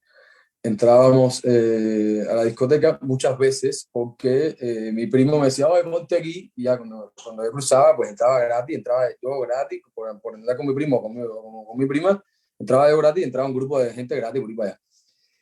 Y estando creo que en el servicio militar, a mí me dan una rebaja de servicio porque que me operó mi papá de apendicitis, y me pasé como 2 meses sin ir al servicio militar, pues estaba de rebaja de servicio, y daba la casualidad que era en Varadero, y me fui, estaba metido Luis Alberto en Varadero, me acuerdo que me estaba quedando con él, y bueno, nada, se jugaba, dominó en las noches, no sé qué, pero hubo un momento donde no solo yo, sino mis primos, toda la gente joven, pues nos íbamos para la rumba y eh, pues aquello, no sé si le molestó a él en lo personal o fue como, ¿qué cosa es la rumba? Preguntó o algo así, y eso terminó como ahí nadie tenía un peso, es decir, pero ¿cómo pueden entrar esa gente a la rumba? Y él terminó apareciéndose en la rumba, llamó al ministro de Turismo y y cuando llegó a la puerta, así, el momento de cobrar, pasó como en la discoteca de Cuba, como pasa como en todo, ¿no? Se hace una pequeña mafia donde la gente y empieza la corrupción, ¿no? Entonces, si tú le haces un favor a alguien, entonces por eso es que entran los hijos o los nietos o el tipo que vende no sé qué, ¿verdad? Y aquello, o sea, imagínate, se tira Luis Alberto, que es ministro de Turismo en la rumba. Eso se tenía que acordar toda la gente que trabaja en la rumba, la gente que iba a la rumba en ese momento o el que fue ese día. Y cuando llega el momento de cobrar, pues él le dice, no, ¿y usted? Y dice, no, no, yo voy a entrar gratis. Él dice algo así como, yo quiero entrar gratis. Y le dice, pero no, ¿quién es usted? ¿Quién es usted? Por favor, aparte, se me imagino, ¿no? Yo no sé, yo me sé el cuento porque lo hizo él. Es como, así como de gracia, de chiste, ¿no? Que eso ya tú sabes, además, esa gente sabe Dios qué es lo que les habrá pasado, les habrán votado a todos. O sea, bueno, para empezar, cerraron la rumba y la rumba más nunca, nunca fue discoteca, fue como lo que solía ser antes de ese día. Porque parece que le dijeron, no, usted no sabe quién soy yo, bueno, él es el ministro de Turismo, usted tampoco sabe quién es él. Entonces, ya por ahí para allá, mandaron a buscar al gerente, cerró la rumba y se acabaron las vacaciones, es decir, de discoteca. Esa experiencia ya sabía ya que este era con el ministro Marrero. La segunda pregunta, que también es de José Raúl, es cómo se lleva al interior de la familia el tema de los negocios particulares de algunos de sus miembros. Por ejemplo, el bar de Raúl Guillermo o el Airbnb de Vilmita. A ver, voy a desmitificar aquí varias cosas. Raulito, hasta donde yo sé, no tiene ningún bar. Él es muy amigo, íntimo, de un muchacho que tiene un bar en La Habana, que es mi tuyo. Andan juntos. Pero no, el bar no es de él. Se dice eso, que el bar es de él, porque él va mucho a ese bar, o iba mucho a ese bar, hace rato que creo que no, ni siquiera está abierto, o no sé. Pero bueno, él iba mucho y terminaba ahí. Eso es un antro que está abierto hasta las 6 de la mañana, y obviamente, como es el lugar preferido de Raulito, pues ese lugar pues está como protegido de de ciertas inspecciones, o hay más flexibilidad con algunas cosas, ¿no? Lo otro, voy. Vimita no tiene, el Airbnb probablemente ha estado su nombre, pero la casa, esa mansión que hay bueno, yo conozco a la dueña, de hecho vive aquí, es amiga de mi prima, pero esa casa no es de ella. También eso es un tema que yo discutí incluso al interior de Cuba, gente que me ha dicho, no, porque esa es la casa de ella, ¿cómo me vas a decir a mí que esa es la casa de ella? Y digo, bueno, imagínate tú, ella tiene otra casa que también es genial y todo, pero esa no es la casa de ella. Es decir, lo del Airbnb ese no, por lo menos el que salió, es decir, que se hizo trending, que hizo noticia, yo sé que esa es la casa de otra muchacha. Entonces, que es amiguita de ella, y ella le lleva, como esa muchacha no vive en Cuba, ella le lleva el negocio y de hecho, mi prima coge dinero de ahí, de comisión y eso, pero no es que, y probablemente también del lobby de la clientela especial que pueda llegar hasta ese lugar, pero más allá de eso, ¿no?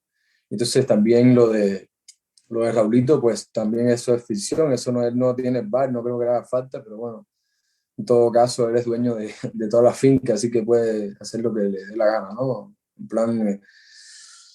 Sí, por ejemplo, me había enterado de que tuvo problemas con el dueño de otro bar por una muchacha y el bar lo cerraron en un momento, que era el Shangri-La también, eso me enteré. Yo te digo que Raulito no, nunca he andado con él en ningún momento, más allá de que nos hemos encontrado en algún lugar, pero esos son mitos que hay de que, sí, fulano es el dueño de este lugar. Y obviamente a la gente, como dicen mucha gente en Cuba, yo prefiero que digan que yo soy policía, que soy ladrón, para mantener un negocio, ¿no? Y riegan la bola, les conviene de alguna manera que se riegue esa bola, para protegerte, para estar protegido al interior de Cuba, ¿no? De gozar de esos privilegios, pero no es así. Y de mi restaurante, bueno, pues nadie, ni la familia ni estaba ni casi ni al tanto, mi familia casi ni ha ido. Mi abuela fue una vez o dos veces, creo, ni siquiera subió la escalera porque ya es mayor y funcionaba más en la parte de la terraza, la parte de arriba. Así que es como que mi prima, que era amiga mía, bueno, después de todo esto que pasaba, bueno, pues yo la felicité en su cumpleaños y me respondió, cosa que entiendo. lógicamente. La que más cercana ha sido a mí, así como de ser amigos y eso, sí es mi prima Bernita. Me da tremenda pena con ella, de hecho, todo esto que está sucediendo. Pero que era la que más iba a mi restaurante, pero más allá de eso, no tiene como mucho que ver, ¿no? Una cosa que yo traté como de aprovecharme de la situación, lo digo así abiertamente, no tengo ningún tipo de problema con eso. Cuando yo compré la propiedad, porque vendimos mi casa donde yo vivía con mi mamá se fue a Estados Unidos con mi hermana, y entonces con parte del dinero con el que se vendió mi casa, pues yo compré esta otra propiedad y empezamos a invertir con otro amigo y para hacer este restaurante, y en medio de todo eso, que se veía como un ambiente de cambio en Cuba y qué sé yo, que parecía una transición, una pequeña, vaya, que iba a ser más corta la transición a la democracia, se estaba tirando a Obama en la Habana, estaban como habiendo ciertos cambios, pues quitan las licencias de los restaurantes y a mí aquello era como, imagínate, si yo estaba poniendo todo mi empeño en un negocio y de repente tú quitan la licencia, como en Cuba que las quitan, y es como, ya todo el mundo que iba a tener licencia las va a coger y ya se jodió todo el mundo. Entonces ahí yo, en un momento que era creo que fue un cumpleaños de Luis Alberto, que me llama mi papá y me pregunta si yo quiero ir, yo le pregunté, le dije, oye, ven acá, ¿cómo la licencia la van a operar? A dar? Entonces me acuerdo que me metió una pregunta esa que fue como, ya lo descarté, creo que fue de hecho la última vez que fui a su casa, que me dijo, no, tú te imaginas que yo te diga esa respuesta. Me metió una cosa así como, tú te imaginas que yo te diga esa respuesta. Y le dije, pero mira, ¿cómo que me digas que eso? Por lo menos dime si va a pasar, si van a dar las licencias. Es decir, ahí es como, te tiran a mierda, todo el mundo es enemigo. Y también, de alguna manera, él goza de esos privilegios, pero porque hay, mi papá, por ejemplo, vive a la sombra de él, ¿no? Porque como es el hermano de Luis Alberto, si le dan un carro que se lo ha ganado trabajando, como compañeros de él, que probablemente hayan hecho menos y si le han dado carro, pues la gente va a decir que se lo dieron al hermano de Luis Alberto, entre ellos mismos, quiero decir, ¿no? Entre la onda militar, porque mi papá trabaja en una clínica de Minín, de altos jefes y todo eso, es cirujano. Entonces siempre ha vivido como también ese complejo de estar a la sombra de toda esa gente, ¿no? Ya te digo, yo no estaba, a mí no me interesa eso y no es tan así como también. Hay mucha mitología sobre el interior de la familia de Luis Alberto. Ya te digo, y de mi familia paterna o de la familia de Raúl. Hasta donde yo sé si era que tuviera negocios este muchacho, el nieto de Fidel, Sandro. La tercera pregunta es, hay un sector de personas opuestas al gobierno en Cuba que sostienen el argumento de que los dirigentes del país no quieren que les quiten el bloqueo. ¿Qué tú opinas de eso? ¿Escuchaste alguna vez conversaciones íntimas sobre ese tema? Que sostienen que no quieren que les quiten el bloqueo. Sí, que la dirigencia en Cuba no quieren que, no, que quiten el bloqueo, es decir, que les conviene el bloqueo. No, yo no creo eso. Yo creo que no, al revés. Yo siento que siempre he escuchado al interior de mi familia, no, que bloqueo es la culpa de todo, bloqueo, bloqueo, bloqueo. Y bueno, yo sé que tengo una postura sobre eso en mi pensamiento, ¿no? Yo sí siento que es como ellos tienen, no, el bloqueo, esa es la justificación siempre, ¿no? Siempre. Es como, es tal cual, se pone en el noticiero, que te meten toda la mentira de que el bloqueo es la causa de todos los males sociales, económicos y de todo que hay en el país, pues, y políticos incluso. Bueno, así mismo es al interior de mi familia, ¿no? Y más allá de eso, lo que he escuchado como chistecitos no, deja que nos quiten el bloqueo para que tú veas, como, ahí sí va, ahí, yo siempre lo he tenido como claro, si los americanos quitaban el bloqueo, si, el bloqueo es crédito de los bancos norteamericanos, es enriquecer esa dictadura y por supuesto, ampliar su ejército y ampliar su influencia y su potencia en todo Centroamérica y Latinoamérica. Y siempre lo he visto como eso. Pero yo lo tiene como la justificación. No creo, sí, yo he escuchado también, ¿no? A mí me ha pasado, ¿no? Que no, yo antes también, cuando era más joven, más niño, decía, bueno, que quiten el bloqueo, bueno, que quiten el bloqueo. Y tenía esta onda de que incluso me proyecté en algún momento, no sé, estoy hablando de 2010, qué sé yo, 2011, 2012, de que quiten el bloqueo, abajo el bloqueo. Y después uno va entendiendo qué cosas es el bloqueo, el porqué del bloqueo en primer lugar, ¿no? Cuando se instauró, cuando empezó, por qué, cuál es la justificación de todo eso, y entiende que, te imaginas si se le permite, si el gobierno de Estados Unidos le permite a los bancos esos norteamericanos darle crédito a esa mafia militar, pues, ¿qué puede pasar? ¿Qué puede terminar pasando, ¿no? Pues literalmente bloqueo, que es eso, es un crédito de los bancos norteamericanos que además le da igual que tú seas una dictadura, que tú no seas, eso es dinero, que es dinero para atrás, negocio al final, y ellos van a cuadrar la caja con ellos, es potenciar a gente que mantiene literalmente un ejército armado y que puede convertirse eso como, no sé, yo lo veo mirando un poco los procesos que han sucedido en otros países, como en Rusia, con Putin, que supuestamente están hay documentales, yo los he visto de los oligarcas rusos y todo eso, y de que les dio 72 horas para salir del país, y el otro se fue, Abramovich se fue a Inglaterra, el otro se fue para no sé dónde, y todos están exiliados, pero todo se sabe que pactaron en realidad y que viven, que son todavía poderes enormes a nivel del mundo, y que controlan la economía de esos imperios y de toda la cochina política que hay detrás de todo eso. Yo siento que si quitan, que si quitan el bloqueo va a ser peor, ¿no? Y bueno, desde adentro de mi familia siempre ha sido, deja que nos quiten el bloqueo, como, ¿sabes? Siempre ha sido la justificación.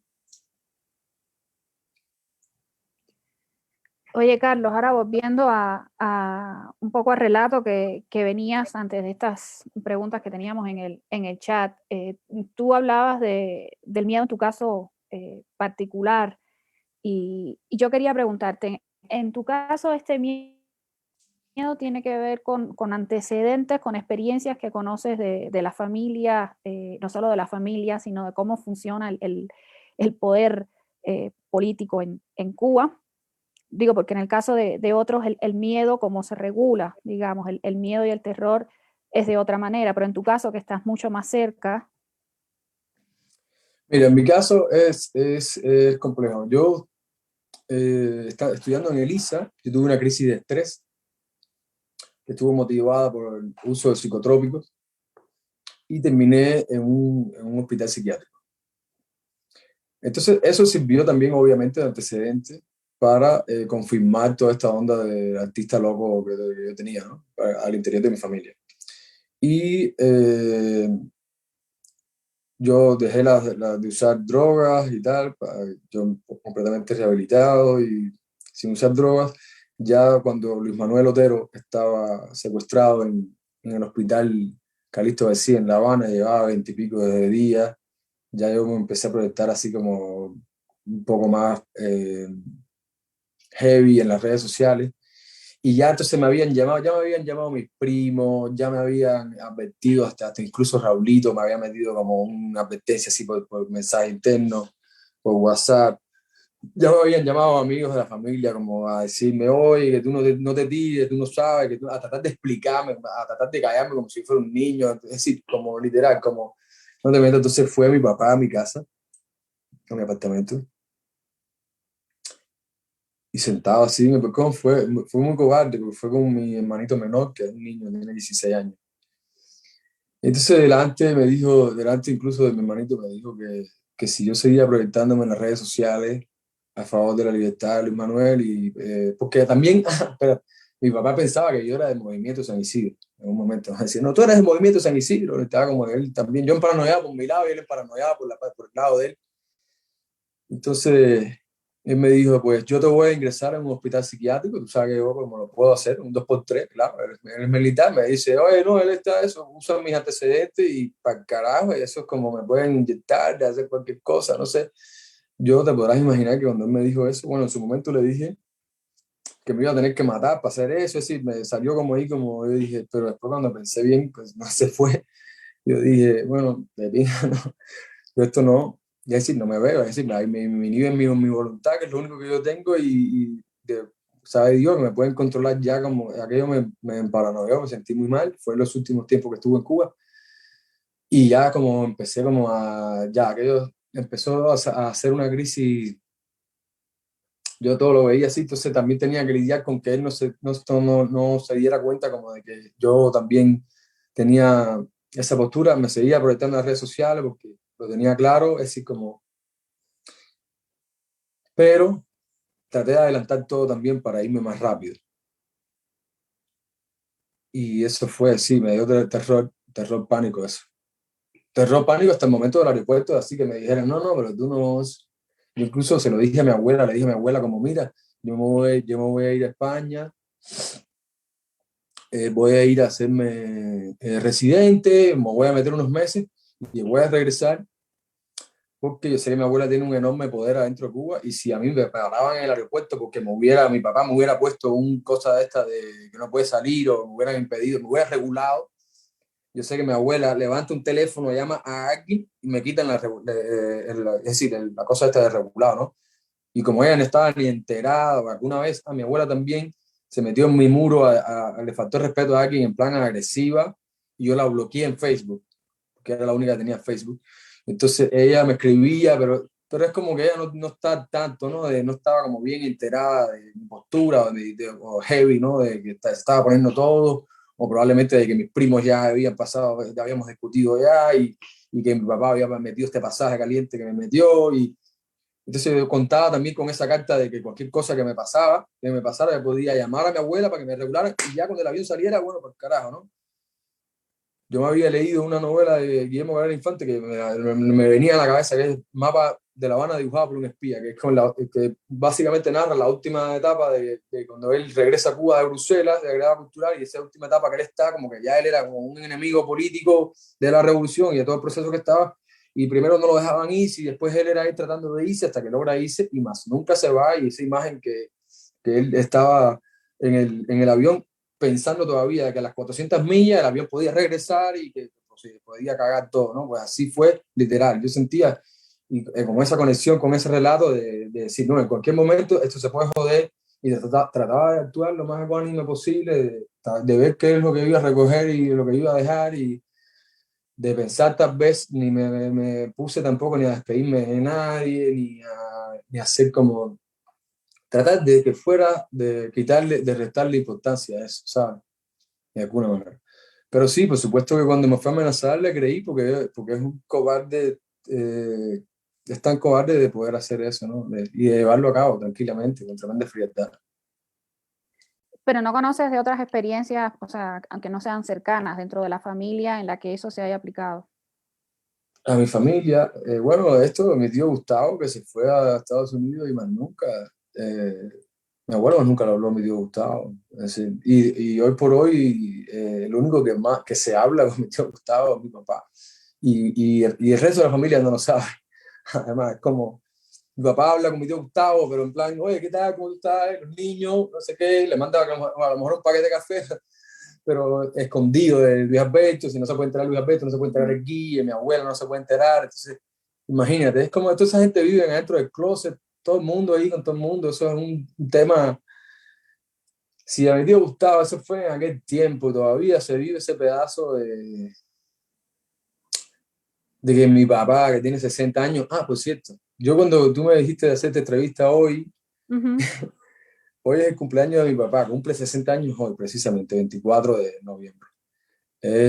Las casualidades no existen. Yo empecé a buscar en internet a ver si salía la fecha del cumpleaños de mi papá en internet o algo así. Y decía, coño, qué casualidad que me toque la entrevista este día. Bueno, me parece un magnífico regalo de cumpleaños para él, entrando en la tercera edad, ya, pensando que quizás ella debería retirarse también, como todos ellos. Te voy a hacer una pregunta que me está compartiendo Tania, no puede escribir por el chat, por eso no la puede dejar en el chat del streaming. Bueno, dice, no Yo puedo, no veo las preguntas, no sé, es que yo tampoco. en el en vivo tienes que entrar está por Facebook Live. No, Tania quiere saber cómo es la situación con el tema de las drogas y los viajes dentro de esa cúpula militar que está en el poder en Cuba. no entiendo con lo de las drogas y los viajes, no. ¿Sabes? Si estás al tanto, si tienes conocimiento o información sobre el manejo de drogas y viajes entre la cúpula militar. A ver, yo sí sé que Raulito hace drogas, a ver, él se ha drogado, es decir, yo lo he visto drogado heavy delante de mí, yo no es que no he hecho drogas con él, pero y me imagino que el poder tiene para hacer lo que desee hacer, pero no estoy enterado, es decir, si hay viajes así como de ese tipo de cosas, yo nunca he participado de un viaje de nada de eso, ni me ha favorecido mi familia para eso, ha sido más bien una cosa que siempre me ha puesto tan nervioso de que pueda jugar en mi contra, de alguna manera, ¿no? pero Eh, no, te, no, de esto no. te pregunta también si es verdad que tienen muchos de sus hijos negocios fuera de Cuba. Yo te digo la verdad, tampoco tengo información de eso. Puede ser que lo tenga, lo más probable es que sí, o a lo mejor no negocio, pero sí propiedades, qué sé yo. Y billete completamente seguro, ¿no? Porque al final está a nombre de gente, no está a nombre de que Cuba está como financieramente perseguida o que no deja hacer determinado tipo de transacciones. Así que sí, supongo, pero no estoy enterado tampoco de ningún tipo de negocio. Y sobre las empresas offshore que manejan en paraísos fiscales, estas investigaciones que se han hecho, estos que han estado circulando también desde algunos Mira, medios, ¿sabes algo?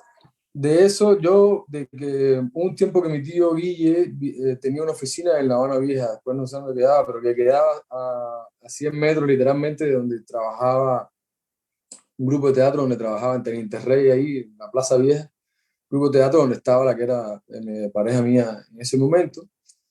Y, y me acuerdo de hablar con él, coño, coño cuando vayas al teatro, que a ver, pasa por la oficina. Y de estar un día así como que pasé por la oficina con él, es un tipo que a mí me gustaba conversar con él, porque tiene como, de todos ellos, el único que tiene como cultura musical y que sabe un poco de, bueno, que los aspectos de cine se ha visto bastante eso, pero bueno, mi papá no tiene como nada de eso. Y con el guía, recuerdo una vez contando, porque él decía, bueno, que tú trabajas, de repente yo no sabía, yo sé que él es ingeniero naval o algo así, esto como un ingeniero industrial, pero en la carrera por hacerlo naval. Entonces, yo sabía que él había vivido en Grecia. Obviamente, yo sabía que él era alguien importante en el interior de Cuba, pero con esa gente, él siempre toda la vida vestido civil, su carro es una de empresa, esto como si fuera una firma, pues yo no sabía, pues, básicamente sabía que algo duro era y heavy, por estar al lado de Luis Alberto, porque tiene como una comunicación más directa, no es como mi papá, que es como eh, ah, está cercano porque es médico, pero entonces me enteré de que, por ejemplo, de que él me hizo todo el cuento de que por el bloqueo Cuba no podía tener barcos con bandera cubana, entonces se hace como una cosa que es que se alquilan banderas de otros países y la empresa de él como que de alguna manera controlaba eso, de ese tipo de transacciones, ese tipo de negociaciones que se hacen, que al final básicamente después, como hablando un poco, o por conversaciones que entre él y mi papá y entre, qué sé yo, gente así como, ahora no te puedo decir en qué lugar, pero que me enteré como que él era el tipo, de alguna manera, el jefe de los barcos que entran y salen de Cuba, básicamente, del barco de suministro, de petróleo, el barco de pollo, el barco de no sé qué, ¿entiendes? Era como el tipo o uno de los tipos al mando de todo ese tipo de cosas, ¿no? Pero, y después me enteré por el artículo este que salió, porque me lo manda la gente, ¿no? Porque me lo manden y ahí me enteré de cosas, ¿no? Como igual un artículo que salió hace poco de mi abuela, que dije, coño, esto tiene que haber sido alguien que le haya picado cerca, porque, verdad, uno de los artículos esos que salió hablando de ella, de las estadísticas, de ese tipo de cosas, pues sí, me pareció que sí era bastante real, igual que lo de este, el artículo de los offshore, esto, de Luxemburgo, de no sé dónde y no sé dónde, pues obviamente me parece que tiene vaya, todo el carácter de verosimilitud y de verdad que puede tener, pero no tengo información sobre eso, no sé nada. Oye, creo que hemos dejado un poco de lado a tu abuela, pero tú la has traído varias veces a la conversación y no sé si puedas compartir brevemente sobre su participación. Bueno, ella es como, ella tiene un carácter muy fuerte, es una persona como bien dura y yo siento que es muy poderosa, a pesar de que ella sea profesora universitaria o qué sé yo, que se las da de que ella no es poderosa, ¿no? Porque ella puede levantar un teléfono y que se lo atiendan, ¿no? De alguna manera. Y obviamente ya después de que se empoderó Luis Alberto, pues de que se empoderó al nivel que se ha empoderado, ¿no? Pues también ahora es la mamá de Luis Alberto. ¿Tú te imaginas que tú le digas que no a la mamá de Luis Alberto en Cuba? Es como, ya, qué clase de problema. Entonces, y ahí que vive todo el mundo en miedo con todo el mundo aterrado, entre ellos mismos, ¿no? Y ella es como, a mi padre le ha hecho pasar unas vergüenzas enormes. Ella y mi padre siempre están discutiendo, igual que ella con mi tío Guille, porque es un poco descarada en el sentido de que, por ejemplo, se aparece en la clínica de mi padre y a pedir medicina o de eso, y él como que cuida mucho su prestigio y que no sé qué tú haces aquí. No, que me hacía falta tal medicamento para una amiga mía, no sé qué, pero que tu amiga no, que vaya a buscar. Entonces, cuida, ¿no? De que no derroche, haga un derroche de esos privilegios, ese tipo de cosas, ¿no? Es una, pero sí, sí, a ver, en el artículo ese que salía, yo tampoco es que sé, porque es cuando ellos se van a trabajar y yo no sé lo que hacen en los trabajos, ni sé, es decir, ni hablo de eso, ya te digo, pero sí sé que probablemente esta cosa de las migraciones y de todo eso y la estadística, ella es Premio Nacional de Ciencias Matemáticas, eso sí lo sé, y es profesora de cálculo y de todas esas cosas, porque todos los nietos que han estudiado ese tipo de carreras, pues en algún momento han repasado con ella y ella sí en eso es una muestra y sabe de eso bastante. Disculpa un momento que voy a desconectar esto, ¿no? Ujú. Pero más allá de eso, no sé, vaya, no sé qué otra cosa te puedo decir que pueda ser interesante, no sé mucho más. No, no importa, o sea, es lo que sepas y puedas compartir también. Te quería preguntar, ahorita estabas hablando sobre este chat familiar que tú creaste, en el que empezaste como a compartir información sobre lo que estaba ocurriendo y dejando un poco en claro también tu postura. Independientemente del rechazo y las amenazas que se hicieron explícitas a través de ese medio, pudiste No, el único percibir que me amenazó realmente fue fue tu Raulito, los primo. demás no me... Y más ninguno me respondió, el único que me respondió fue Luis Alberto, que me dijo primero ingrato y después me puso... me dijo, como mismo mi padre, y me dijo, no, tú lo que estás es drogado, como que yo, como si yo estuviera drogado. Como que no, él pues no acepta o no quiere aceptar que yo pueda estar en contra de todo lo que está pasando en el interior de Cuba, ¿no? Como, Claro, o sea, te iba a preguntar un poco por la posición, la opinión de ellos sobre lo que ocurría, pero bueno, evidentemente no hubo ningún tipo de intercambio de ese tipo en el chat. no. Ahí va el momento, Raulito, por ejemplo, se fue del chat, Guille también se fue del chat, después del chat, no sé ni, creo que queda mi papá, pero mi papá, yo, desde que eso no le, desde esos días, que lo que le mandé para allá fue bastante, no hemos vuelto a hablar, no sé más nada. Incluso mi hermanito pequeño, el que ayer llevó ese día a mi casa, también me dejó de hablar, una cosa que me da tremenda pena, me duele. Y te digo, eso. O sea, que desde que estás viviendo en España, se cortaron las relaciones completamente con la familia. Y supongo que empeoró después de las declaraciones que hiciste estando ya en Y España. obviamente, estando en España, a ver, yo creo que probablemente realmente ni supiera que yo estaba en España, a lo mejor se lo hubiera dicho a alguien, pero no creo. Yo tampoco es como que tengo eso de que, oye, llamo, hablo toda la semana con mi familia, es como, no sé, es una familia como, quizás mi papá sí sabía que yo venía a España, pero mi abuela también porque se lo dije, si no, no se hubiera ni enterado, ¿entiendes? Se lo dije por esta cosa de que tenía miedo de poder usar el último recurso, de decirle, oye, por favor ayúdame aquí que no me deja salir, no sé por qué no me deja salir, llama a alguien porque tengo el pasaje, se me va a ir, ¿entiendes? Y a lo mejor Ujú. podía usar eso como manera de escape, pero tampoco es que yo tenía como mucho contacto como para, no sé, han pasado 6 meses, hubiera sido normal, si hubiera estado en Cuba también hubiera sido normal no estar en contacto, si no hubiera pasado todo este ambiente político que heavy, pues lo normal puede ser que, el día de mi cumpleaños me mandan mensajes, felicidades, felicidades, felicidades, el día del cumpleaños de ellos, le mando felicidades, felicidades, felicidades, día de los padres, así como día de la madre, un día especial, así que se reúnen aquí en casa de mi abuela por algo, pero más allá de eso No hay otro tampoco. tipo de vínculo. ¿Y has recibido algún tipo de amenaza fuera de la familia? Bueno, sí, en el mismo video ese que yo puse, algunos comentarios así como, pero la verdad eso ni siquiera me preocupa, ¿no? Me parece que puede ser cualquier ciberclaria de cualquiera de los dos bandos, es decir, que eso no, ¿Crees que no? me preocupa más Raulito, la verdad, ¿no? O los enemigos de Raulito que también puedan usar eso, ¿no? Y es algo que me preocupa en un momento de vivir paranoiado, ya decidí ya como, es una cosa como, ya, no sé, creo que lo he superado un poco también.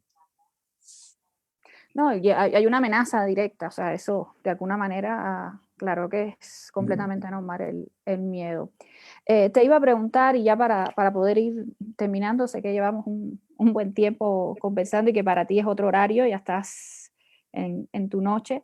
Pero te quería preguntar si crees que, como en tu caso, que aún perteneciendo a una familia que es parte de esa cúpula militar que está en el poder, pudiste tomar distancia, o sea, distancia crítica, digamos.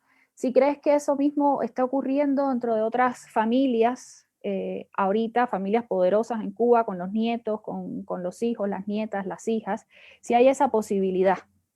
Sí, yo creo que sí. A ver, yo creo que eso está pasando en todas las familias. Yo lo siento así, literalmente, incluso en la familia de Raúl Castro. Y es un tema que es bastante sencillo, es decir, no hay que complejizarlo tanto. ¿Qué país vamos a heredar, no?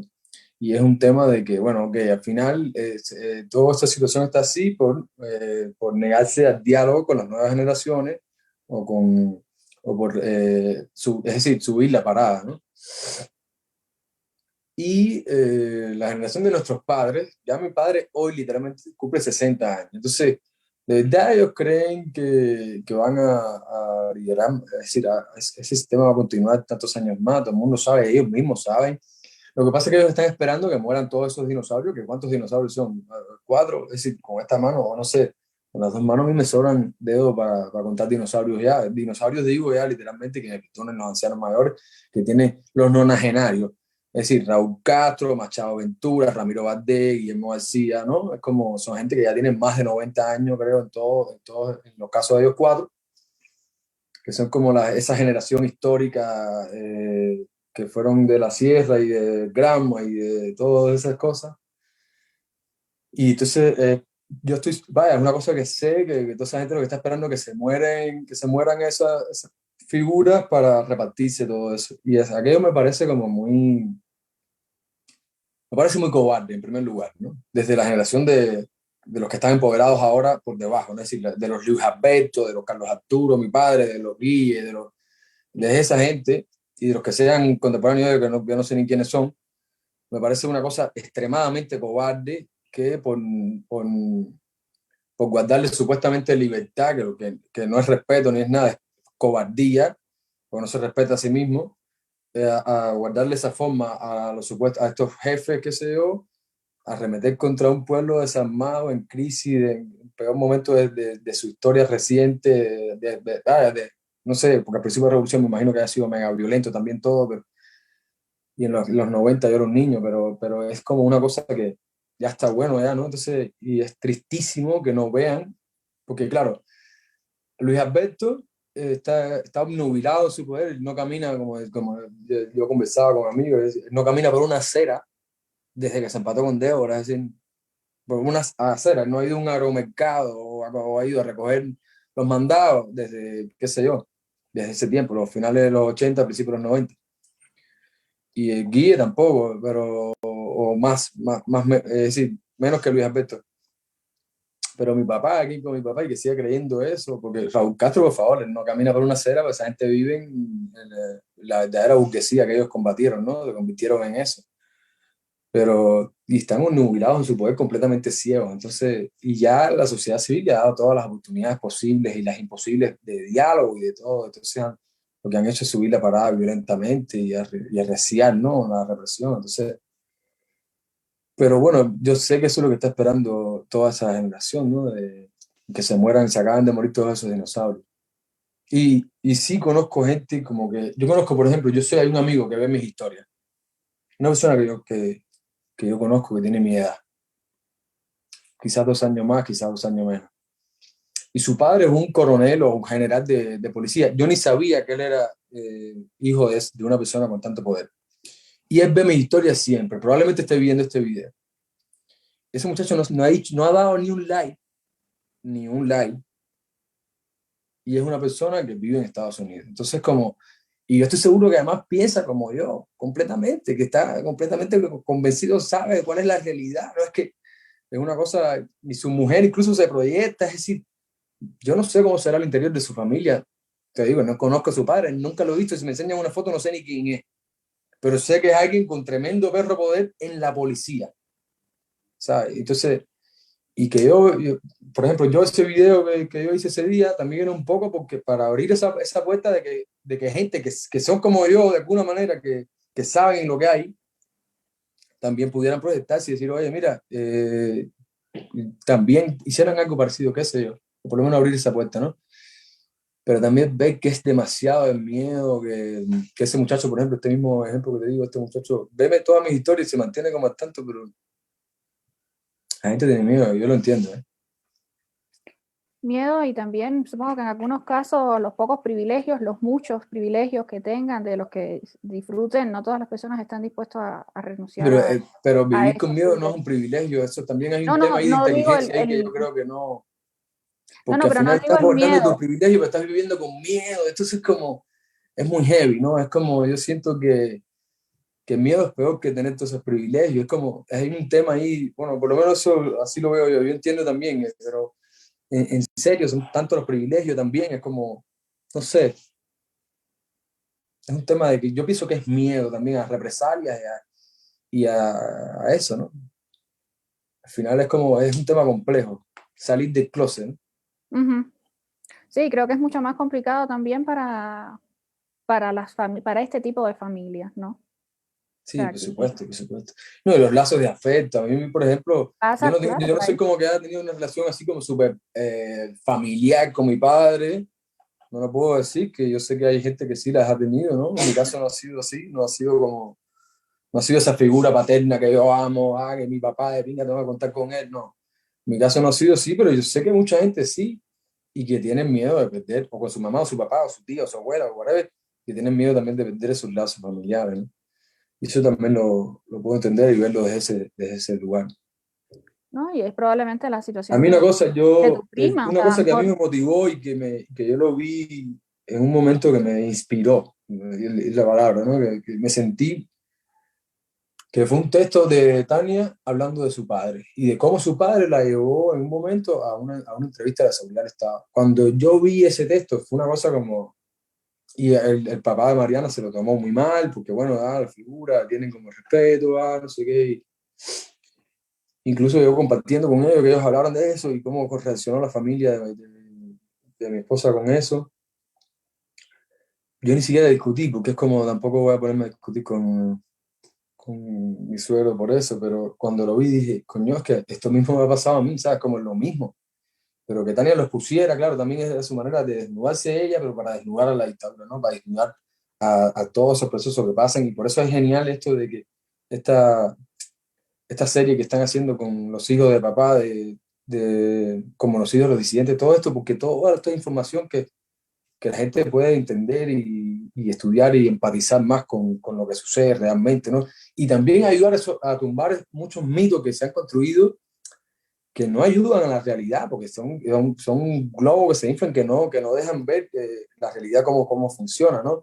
Yo te puedo decir, mucha gente me imagino que me criticará por decir que Mimita no era la dueña de la casa, pero es la realidad, no era la dueña de esa casa. Tendrá dos o tres o 40 más, o da igual si no tiene, porque te digo, la dueña, su familia es la dueña de todo el país, pero esa en realidad no era. Entonces, si te enfocas en eso, pues está mal. Entonces, como, no sé si me entiendes lo que quiero decir, es como, si el otro no es dueño exactamente. del bar, pues no es dueño del bar, no hace falta, tendrán, sabe Dios, porque al final es dueño de toda la isla. Si quiere coger un avión, montarlo, llenarlo de mujeres, montar un puticlub y llevárselo para lo puede hacer literal, es como, o puede hacer cualquier otro tipo de cosas. O puede montar, habiendo un concierto de gente de zona en el Morro, puede llevar su yate y parquearlo ahí y formar tremenda fiesta y que lo sepa 500.000 gente y no pasa nada, como ha pasado. No sé, cosas como esa, ¿no? Entonces, también de quitar el mito, ¿no? De no mitificar o ver las cosas más objetivamente, ¿no? La realidad cuál es. Ujú. Sí, reenfocar también, hay muy poca información. O sea, Exacto, todo lo que está se como... sabe en torno a estas familias es porque hay que escarbar muy duro para poder llegar Y ahí. también el secretismo ese, también el tono este épico y sublimar, y la onda esta de super sublimar todo, que trajo consigo la revolución, ¿no? Esta onda de mi propia madre. Mi propia madre estuvo aquí hace poco a visitarme en Madrid. Y uno de los temas que empezamos, porque yo empecé a escribir una columna en Ibermedia y ella estaba aterrorizada porque tiene miedo de que me pase asco, de que me metan un pase caliente, que me maten a mí o qué sé yo, que me pase algo, ¿no?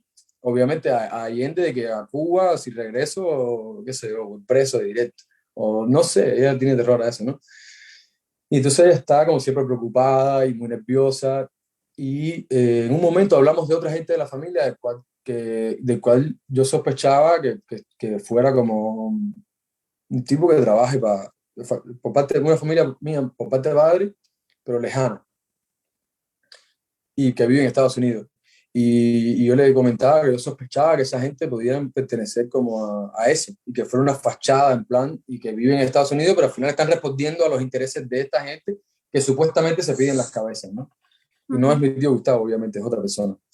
Y entonces ella me decía que empezamos a hablar de eso, y entonces y me doy cuenta que es que ella no me ha contado ni la mitad también de las cosas, por miedo también, y no solo por miedo, sino por la cosa de guardar, una cosa de sublimar ahí, de que yo no voy a decir, yo no voy a ser quien va a hablar o va a contar las cosas que todo el mundo sabe.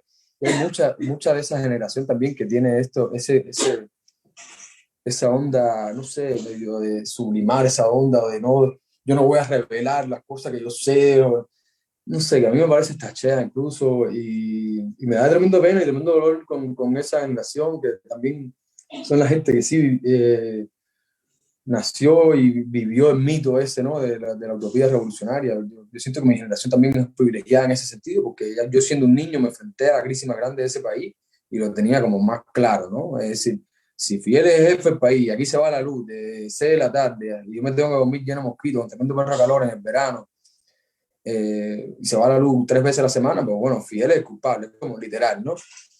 Y alguno no crecer con eso es como que tampoco nunca se vinculó a esa utopía o a ese sentimiento de esa fe, ¿no? De creer en eso. Pero esta generación que en algún momento sí creyó, entiendo también que tienen como esa onda de lo épico, ese carácter épico y de sublimar todo el sentimiento del patriotismo y nacionalismo y todo eso. Todo ese chauvinismo también nacionalista y no sé, es complejo, ¿no? Y obviamente a eso suma el miedo. Por eso también hemos vivido en esta etapa, en toda esta cosa oscurantista de que nadie sabe ni adentro ni afuera cómo funciona eso, ¿no? y por eso es tan importante también romper el silencio, ¿no? Creo que tú lo Exacto. mencionabas, que ahorita la frase se ha hecho muy común de la señora, la de nos quitamos el ropaje del Nos silencio. quitamos de ropa de Aquí yo silencio. la he repetido varias veces, yo sé que también tú la has usado en tus columnas y creo que se ha usado muchísimo, ¿no? Porque tiene que ver con eso, o sea, un poco esta actitud de perder el miedo y empezar a hablar, ¿no? O sea, porque no hay otra manera de bajar de pedestal un poco a todas esas figuras y al proceso en sí Y poder mismo. Y entender lo que hay. en este caso, exacto. Y en este caso, bajar de pedestal pasa también por romper con la familia, que es, como dices tú, hay vínculos afectivos que están ahí mediando, que Pero son como yo lo veo, no es que sea yo el que rompa con la familia rompe conmigo antes rompe de romper contigo, claro. conmigo. Es decir, ya es como me lo ponen, porque también está eso, ¿no? Es como saber, porque nadie contó conmigo para ser general, ni para ser coronel, ni para guardarle forma a nadie, ni para armar una dictadura totalitaria. Es decir, no sé si me entiendes. Yo le decía a mis amigos contemporáneos en Cuba, con los que podía hablar, cuando hace 60 años, para ahora los intelectuales, yo digo, bueno, pero hace 60 años no había nacido. Mi papá nació hace 60 años. Palabras de los intelectuales, fue hace 60 años, que se la hayan metido a toda la gente, yo lo entiendo, era súper heavy ese momento, que con la pistola arriba de la mesa, Fidel Castro en su momento, Baja de León, qué sé yo, ok, fue hace 60 años, caballero. Yo ni pensaba, mi papá estaba haciendo literal. Como, es decir, ¿qué tengo que ver yo con eso? Ya esto es otro momento, tiene que vivirse otra cosa, que continuidad de que eso no se lo cree nadie. De hecho, esa gente lo que están es descontinuado, literal. Es como, yo lo veo así, es como, ¿qué te pasa? Y entonces, que saliera en televisión cada 5 minutos y Escanet diciendo, no, que continuidad, 60 años para los intelectuales, como aquellos, los discursos chungos que sueltan. Tú dices, pero de verdad, es como, de verdad, esta gente se está creyendo esto, es como, que tú te das cuenta que es como, que están muy desconectados de la realidad, ¿no? Y así, Es, es bastante sórdido todo ese panorama. y esquizofrénico, es un sistema casi esquizofrénico. en su manera de funcionar y de operar en la realidad, ¿no? Sí, esquizoide porque estaba dirigido por una persona completamente igual, ¿no? Me voló otra ludópata, loco, loco, no sé, qué es esta figura de Fidel Castro, todos sabemos la Ujú. implicación que tiene en todo esto. Así es. Carlos, yo te agradezco muchísimo el haber venido con toda la disposición, incluso con la implicación que tiene este día para la familia, que tú lo acabas de decir, que es el cumpleaños de tu papá, y que nos hayas La tercera contado, edad. llegando ya a la tercera edad, así es. Eh, No, y que nos hayas, yo les agradezco a ustedes por todo este trabajo que están haciendo, es genial. Yo lo sigo desde Cuba, todas las cosas, bueno, cuando se pueda, ¿no? Porque el internet es tan caro que cuando podía. Pero de verdad, esta directa que hizo la hija de Antonio de la Guardia, para mí fue una cosa espectacular, porque uno de mis mejores amigos es Patricio, que tenía un año, 2 años cuando murió su padre, cuando mataron a su padre. Y también es como ha sido una historia bastante cercana a mí, ¿no? Estudió conmigo y es uno de mis grandes amigos. Y yo no sabía ni cómo era la cara de esta mujer, pero sabía que había pasado cosas heavy y este tipo de cosas, y que ella se lanzara también a hablar de eso, para mí fue como también, cuando lo vi, fue genial. Yo le podía hacer preguntas, yo también en esa directa participé y dije, coño, qué bueno que estén haciendo esto, y es genial, y qué bueno que también me han dado la oportunidad de poder colaborar, ¿no? Y así es, conversar un poco sobre todo eso. así es. Aquí te están dejando algo en el chat, es lo último. Bueno, igual te felicitan por la entrevista, pero Roberto Fernández Riza está diciendo Arturo López Levi, creo que ya dijiste algo sin mencionar su nombre. No, no, no, no es solamente Arturo López Levi, obviamente sospecho de él profundamente.